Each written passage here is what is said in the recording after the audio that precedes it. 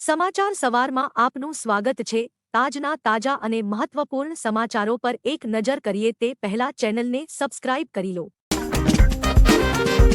13 થી 17 મે આ જિલ્લાઓમાં વરસાદની આગાહી। ગુજરાતમાં આકરી ગરમીની વચ્ચે હવામાન વિભાગ દ્વારા રાજ્યના અનેક જિલ્લાઓમાં 13 થી 17 મે દરમિયાન કમોસમી વરસાદ થવાની શક્યતા વ્યક્ત કરી છે। હવામાન વિભાગ દ્વારા કરવામાં આવેલી આગાહી અનુસાર કચ્છ, બનાસકાંઠા, સાબરકાંઠા, અરવલ્લી, અમદાવાદ, મહેસાણા, ગાંધીનગર, પાટણ, સુરેન્દ્રનગર, બોટાદ, ભાવનગર, અમરેલી અને ગીર સોમનાથ સહિતના જિલ્લાઓમાં વરસાદ થઈ શકે છે। આ સિવાય દક્ષિણ ગુજરાતના દાહોદ, વડોદરા, છોટા ઉદેપુર, નર્મદા, તાપી, નવસારી અને વલસાડ જિલ્લામાં તથા દમણ અને દાદરા નગર હવેલીમાં કમોસમી વરસાદની શક્યતા છે।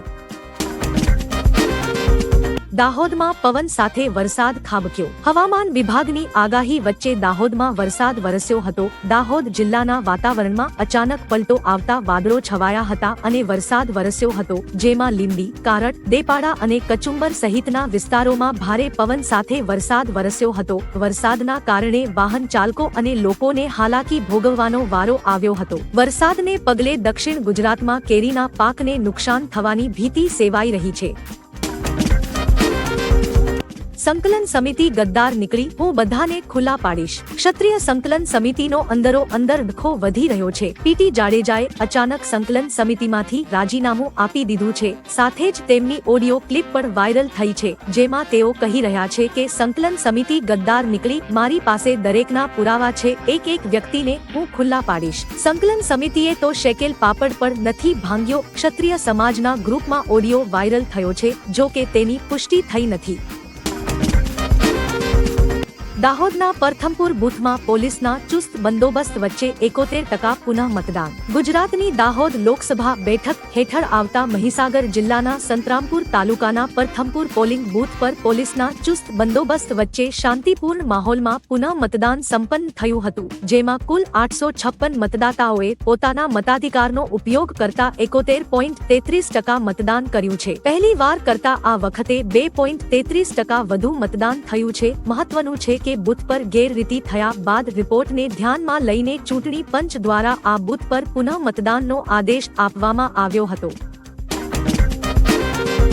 અંબાલાલ પટેલની વરસાદ અને ગરમીની આગાહી। અંબાલાલ મુજબ રાજ્યમાં 13 થી 16 મે દરમિયાન આંધી વંટોળ સાથે વરસાદ થશે। વેસ્ટર્ન ડિસ્ટર્બન્સને લીધે રાજ્યમાં 13 થી 16 તારીખ દરમિયાન મધ્ય ગુજરાતમાં ગાજવીજ અને આંધી વંટોળ સાથે વરસાદ થવાની હવામાન નિષ્ણાંત અંબાલાલ પટેલે આગાહી કરી છે। તો આગામી 14 અને 15 મેના રોજ આંધી વંટોળ સાથે વરસાદ થવાની હવામાન વિભાગ દ્વારા આગાહી કરવામાં આવી છે। માવઠા બાદ અમદાવાદમાં ગરમીનું જોર વધે અને 18 મે બાદ તાપમાન 49 ડિગ્રીને પાર જાય તેવી સંભાવના છે। મોરબીના 34 ગામોને એલર્ટ અપાયું। મોરબી અને માળિયા તાલુકાના 34 ગામોને એલર્ટ આપવામાં આવ્યું છે। ખાસ કે મચ્છુ 2 ડેમના 5 દરવાજા રિપેર કરવાના હોય। ડેમમાંથી 2 દરવાજા ખોલી 2 ફૂટ પરનું 1400 ક્યુસેક પાણી છોડવામાં આવશે। તંત્રએ જોધપર, લીલાપર, ભડિયાદ, ટીમડી અને ધર્મપુર સહિતના ગામોને એલર્ટ આપ્યું છે। બીજી તરફ હવામાન વિભાગની આગાહી મુજબ રાજ્યમાં 16 મે સુધી પ્રી મોન્સૂન એક્ટિવિટીના કારણે વરસાદ વરસી શકે છે। ભાજપે ગદ્દારોનું લિસ્ટ તૈયાર કર્યું, ચૂંટણી પછી કાર્યવાહી। વર્તમાન સમયે ગુજરાત ભાજપમાં આંતરિક અસંતોષ સપાટી પર આવ્યો છે। ભાજપના જ નેતાઓ સામસામા આક્ષેપો લગાવી રહ્યા છે। આ ચૂંટણીમાં ભાજપના ઘણા નેતાઓએ પાછલા બારણે કોંગ્રેસને મદદ કરી હોવાના આક્ષેપો લાગ્યા છે। આ વાત હાઈકમાન્ડ સુધી પહોંચી છે। ત્યારે હવે એવી વાત સામે આવી છે કે ભાજપ પક્ષના ગદ્દારોનું લિસ્ટ તૈયાર કરી રહી છે। ચૂંટણી પતે પછી આ તમામ નેતાઓ પર કાર્યવાહી કરવામાં આવશે।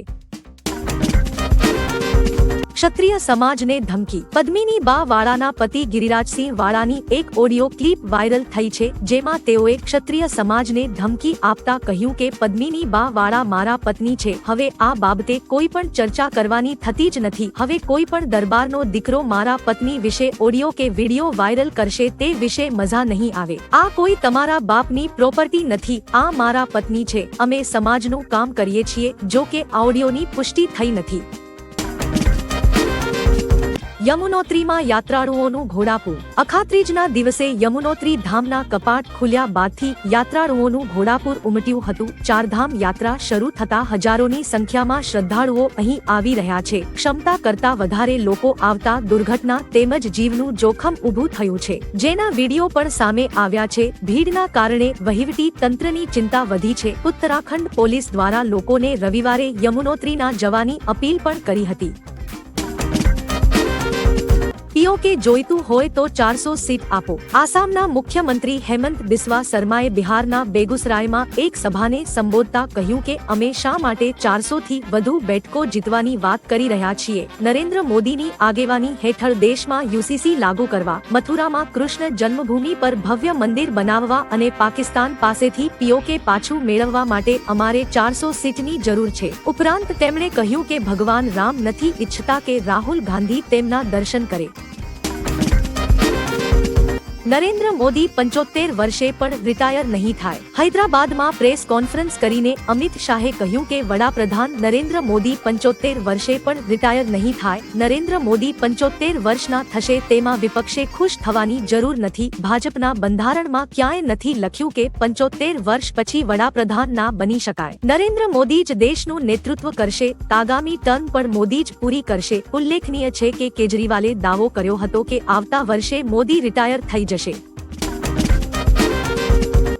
નીટ પરીક્ષા ચોરી મામલે વધુ 2ની ધરપકડ. પંચમહાલમાં નીટ પરીક્ષામાં ચોરીના કૌભાંડ કેસમાં પોલીસે વધુ 2 આરોપીની ધરપકડ કરી છે. પોલીસે કૌભાંડના મુખ્ય આરોપી અને જય જલારામ સ્કૂલના શિક્ષક તુષાર ભટ્ટની ધરપકડ કરી છે. સાથે જ તુષાર ભટ્ટને 7 લાખ રોકડ આપનાર આરીફ વોરાની પણ અટકાયત થઈ છે. આ પહેલા પોલીસ દ્વારા રોય ઓવરસીઝના માલિક પરશુરામ રોયની અટકાયત કરી હતી, જેના 14 દિવસના જામીન મંજૂર કરાયા હતા.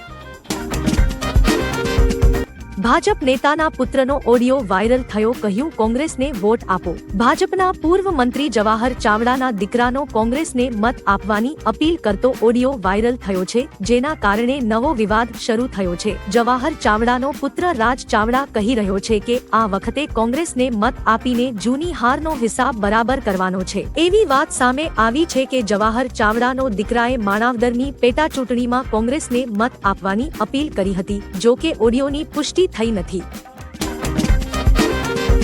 કોંગ્રેસ આવશે તો ઓબીસી, એસસી અને એસટી માટે કોઈ અનામત રહેશે નહીં. ઝારખંડના ચતરામાં પીએમ મોદીએ કહ્યું કે બાબા સાહેબ આંબેડકર ધર્મના નામે આરક્ષણના પક્ષમાં ન હતા, પરંતુ કોંગ્રેસ અને ઇન્ડિયા ગઠબંધન ધર્મના નામે અનામત આપવાના પ્રયાસમાં છે. જો જીએમએમ, કોંગ્રેસ અને આરજેડીનું ચાલ્યું તો એસસી, એસટી અને ઓબીસી માટે કોઈ અનામત બચશે નહીં. તેઓ તેમનું અનામત છીનવીને મુસ્લિમોને આપશે. 500 વર્ષ પછી અયોધ્યામાં ભગવાન રામનું ભવ્ય મંદિર બનાવવામાં આવ્યું.